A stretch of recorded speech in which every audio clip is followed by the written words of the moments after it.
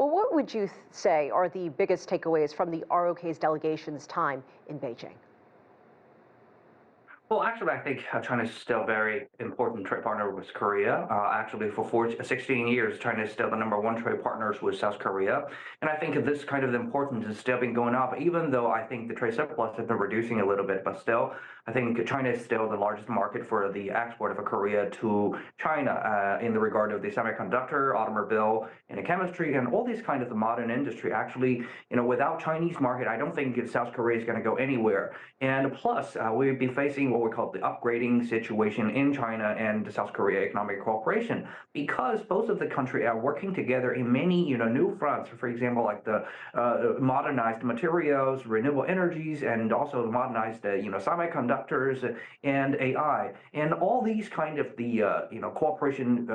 Actually, we're gonna increase both countries' competitiveness in the international arena, international market. Well, everybody knows that previously China and South Korea's cooperation actually focused on the Korea technology plus Chinese, cheap labor. But currently, I think both countries are working more equally on AI, on renewable energy, biotech, and etc. So I think both countries really need to find a new position, new footing in this kind of economic modern cooperation.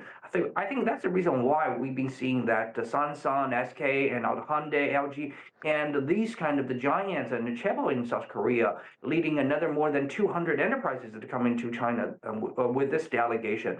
So it shows that the President Lee Myung actually are very determined to pull up Korean economy. While given the background of the 2025, the GDP growth in South Korea is only 1.6%. It's much lower than more than 3% in the United States and more than 5% in China.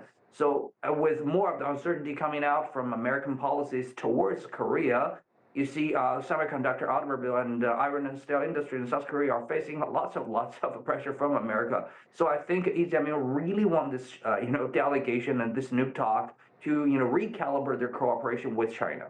You mentioned semiconductor. South Korea's industry is a global leader. How does China view South Korea's role in this critical sector, and are there more opportunities for deeper cooperation there? Well, yeah, this is a great question. I think China and South Korea are both facing the pressure from America.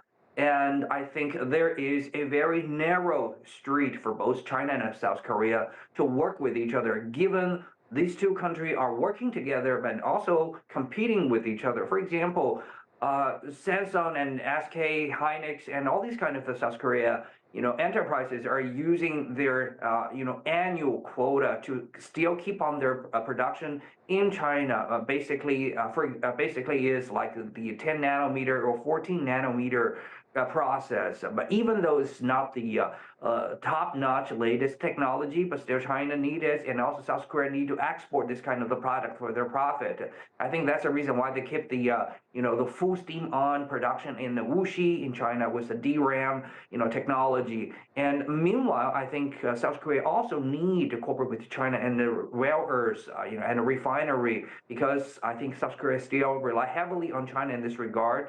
But China right now have this what we call the 50% of the domestic production policy. So to forge to force that the local production to replace the export product of, for example, from America or from South Korea.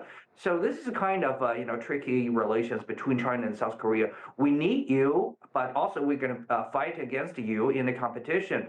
So I think in the future, I think China and South Korea is going to work with each other, in the what we call the allowed area. For example, like the 14 nanometer, 10 nanometer, and I think South Korea is going to use this delegation to amplify their existence and the presence in China to build more of the RAMs in China. Like, for example, like not in the smartphone, not like in the computer, but they can do things like in automobile, like in the large-scale industry, to use this kind of the 14 nanometer semiconductors and chips. And meanwhile, they can cooperate with China in the AI, chips architectures and the design. These things are actually have been allowed.